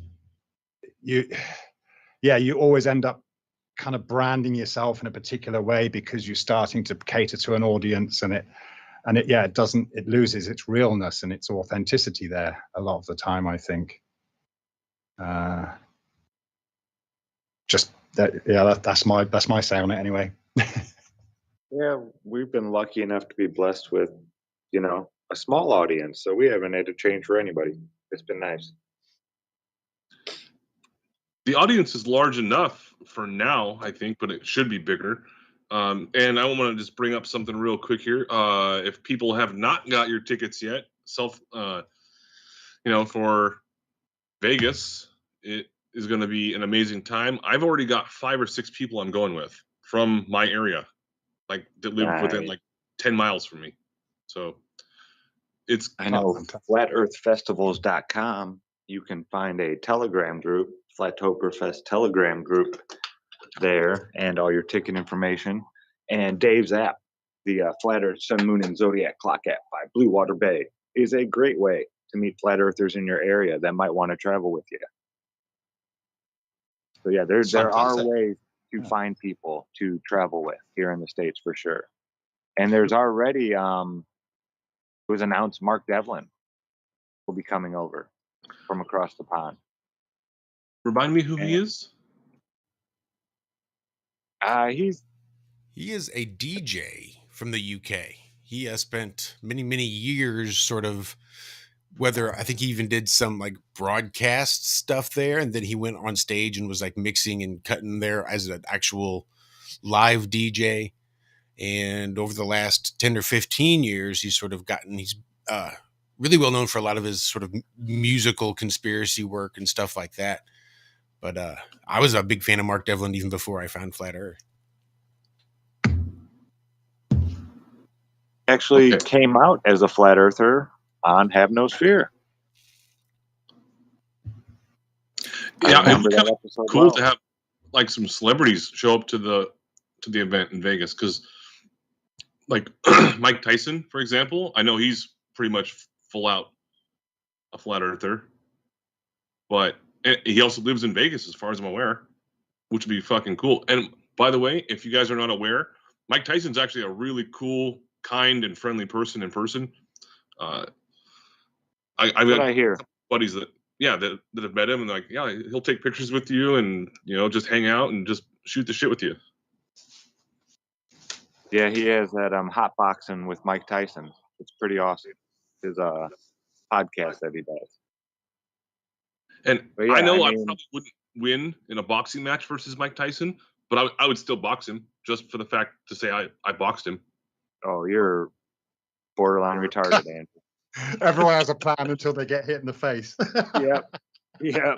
No, you definitely don't want to get hit by Mike Tyson still at his age. Have you seen any of his video workouts in recent times? Not in recent times, no. I know fought a year and a half, almost 2 60, years ago. Oh, dude, he would knock your head off. No, you don't want to get in the ring with Mike Tyson. Bad. I don't know. I would do it. Actually, I felt the strength of elephants is immense. Actually, sorry to just change the subject, but you reminded me of this because I was feeding the 5 elephants at the sanctuary the other day, just feeding them some pineapples. So this is at least a month ago, but I'm only just recovering from being crushed against a tree by the baby one, which weighs about a ton, I suppose. But it got pissed off because I only had like enough pineapples for one each. And I was trying to give the last pineapple to one that was past the baby one. And it just got frustrated and rammed me against this tree.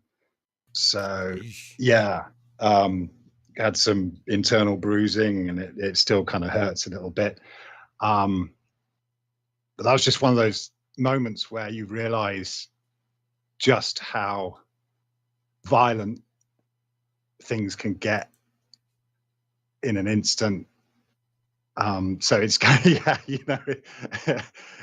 Oh yeah, we were talking about Spicy Sarah and Griff stopped over yesterday and brought their baby, and she's over a year and a half, somewhere around there.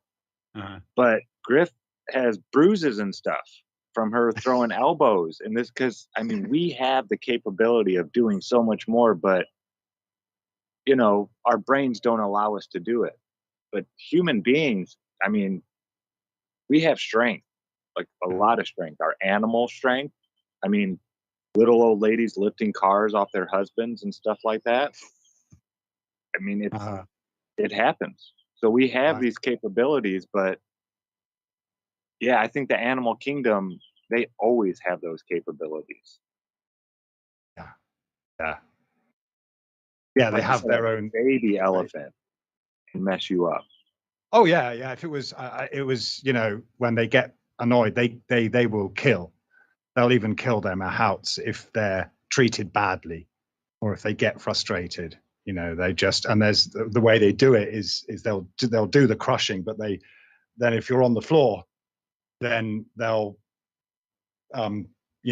dip their front legs and crush you like that, or they'll gore you with their tusks. So they're not always the gentle giants that people. Again, it's all about mutual respect and understanding, and it's a case of understanding them again. Understanding their outlook, their subjective view. Right? You can't blame an animal for being a certain way. It's like when you see people getting out of their cars in a safari park or something, going over to or going up to a bear or the bear's babies and taking a photo. Oh, aren't they cute? It's like, no, the bear or the other animal is going to defend their territory, and that's the thing. We've lost that instinct, haven't we? That's been kind of syringed out of us by the system that we live in. We, of course, we know it's good, it's beneficial to be kind and what have you, to propagate kindness rather than negativity. That kind of naturally helps us progress. Nature can be very cruel, right? Nature can be very. I just said nature can be very cruel. So yeah, I enjoy society myself. Sure, it has its, yeah, of course. So there's a certain mindset that you have to adopt, right? If you're going to maintain that society. You made a point earlier about, and it kind of reminded me of the whole pandemic narrative as well. When it comes to pointing fingers at blame, like who authorized this or that, who said you can't talk about it on the media, or who said you can't have opposing points of view or so-called disinformation. Well, maybe there wasn't one person actually deciding that. It's just the collective protecting themselves and their beliefs and what they'd adopted.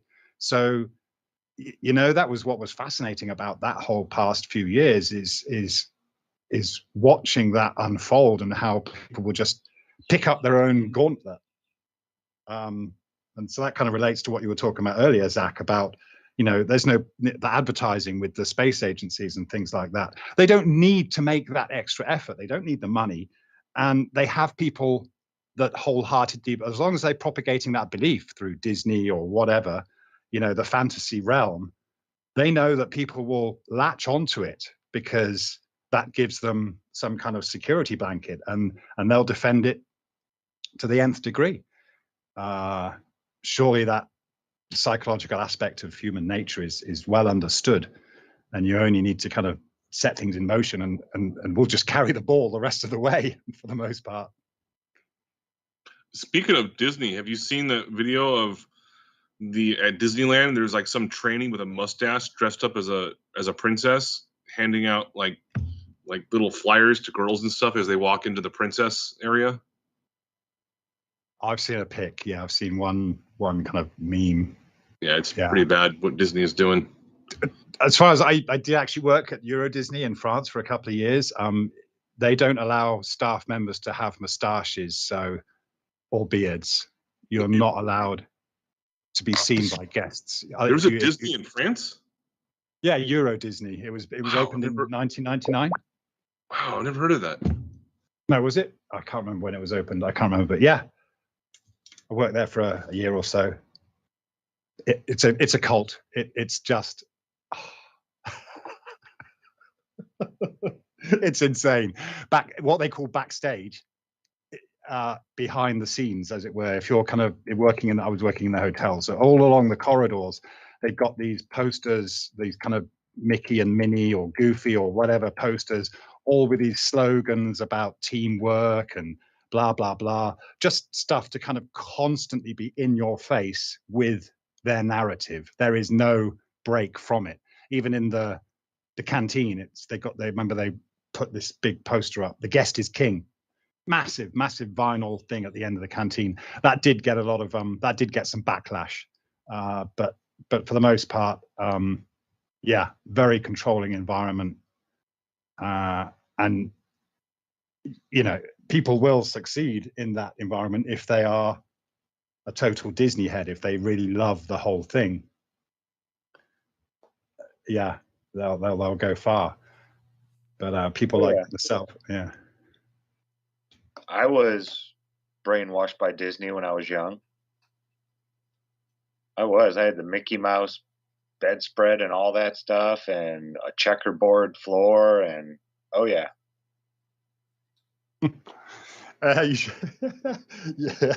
You'd be a completely different person if you ended up working there.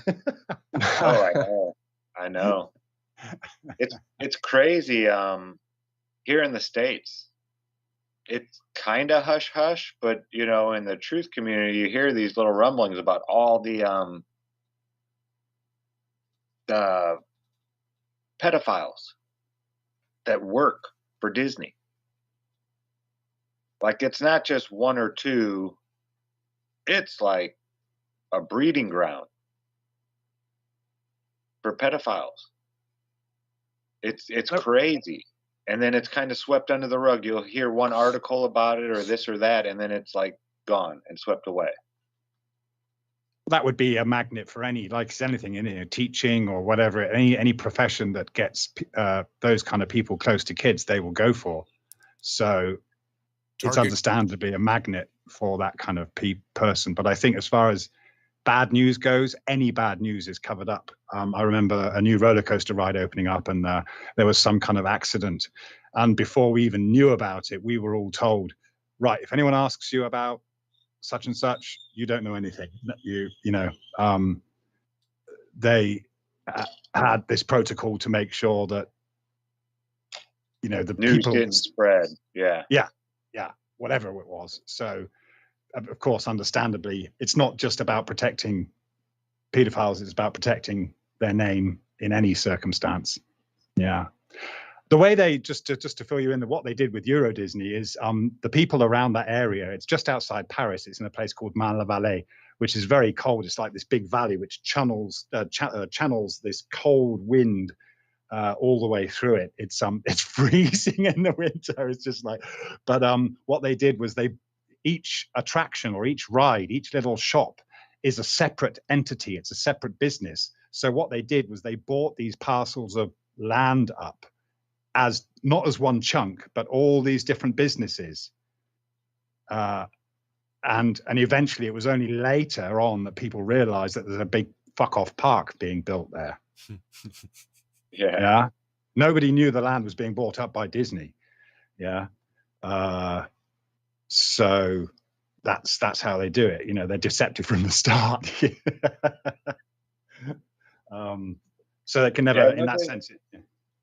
There's a big to-do down in Florida now, because that's where Disney World is here. We have Disneyland out in California, but Disney World is in Florida, and they're having issues because the governor is revoking all these special licensing that, which in a capitalist society is kind of wrong to allow one corporation to have all these, different rules and regulations that they pretty much are allowed to govern themselves almost. And well, they've always, yeah, they did away with that. So Disney, I don't know how much longer they'll be in Florida.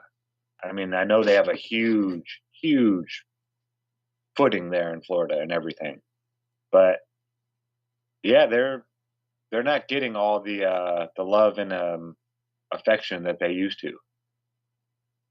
Yeah. Times are changing, that's for sure, man. Yeah, people are waking up in various ways to all of this nonsense and contrived stuff. But that's the thing, they would have been what?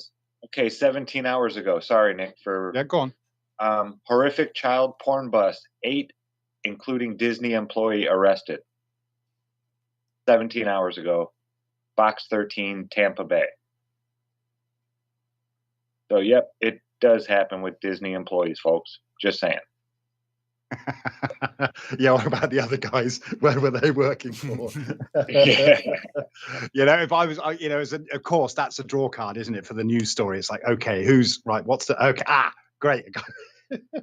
Yeah, well, it was Fox News, so they'll put it up there, right? Where the left wing wouldn't, but the right wing will. It's the Hegelian dialect. Yeah. And by the way, if anyone has never been to Disneyland or Disney, I've never been to Disney World. I've been to Disneyland like 10 times.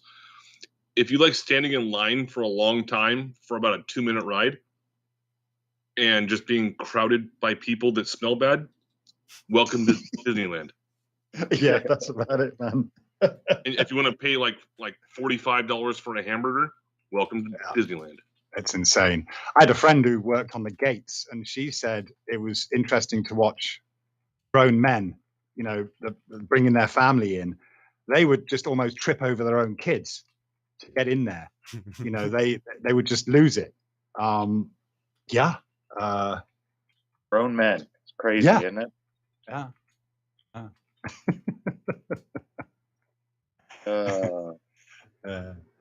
Oh yeah, we got a couple minutes left, gentlemen. That flew by today. Yeah, dude. That's wild.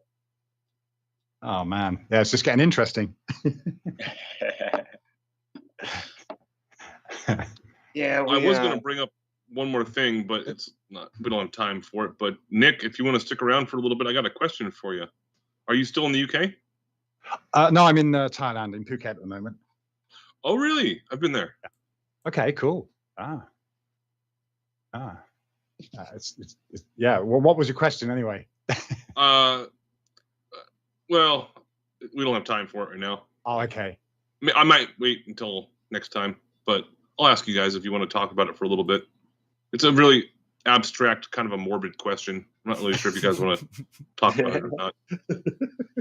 Well, we do have about 90 seconds or so before we hit the end of the show, so maybe the next time might be better so we can really sink our teeth into it. Yeah, sounds good. Yeah. Liz, what are you And if doing? you do Liz? want to hang on to the Jumping call, in we here? usually hang out for a few minutes after Nick, so you're welcome to hang out as well. Oh, okay, cool. Yeah, I can do that. Yeah, sounds good. I'll just keep it on. Keep it on. Well, thank you all so much for hopping in, popping on, hanging out here on the call and in the chats, guys. Truly, thank you all for the love and the hang and the support. We definitely needed it this week. This afternoon, not really sure yet. I'll try to get a premiere ready to go between now and then. I'm not sure yet what I'm gonna pull up, but I'll find some goodie. I'm gonna throw the Devlin up that we were just talking about, him coming out. How about that one? Yeah, that's good. That's the one. And Liz, the Iron Maiden, she has to show up sometime. She has a wonderful voice. I gotta say that. Doesn't she? Beautiful voice. Absolutely, yes. Did I hear my name? Yes, you did, ma'am. Yeah. Yeah, I think she was in there Tuesday with us, the after show. She was. No. Yeah. It's neat. The after show, I'm telling you, we got to start recording these things. They're gold. I will. I can only do 15 minutes at a time, though. What's up, boys? What's up, Dave? David Just in Wise. time. Hey, Nick, your video yesterday on how they strawman us with the angles of the sun over a flat Earth is excellent. Oh, thank you very much. Nice. It's excellent, but I'm asking a favor, a request. Okay. It's over. There's so much information in there. It's over the general flat Earth population's head.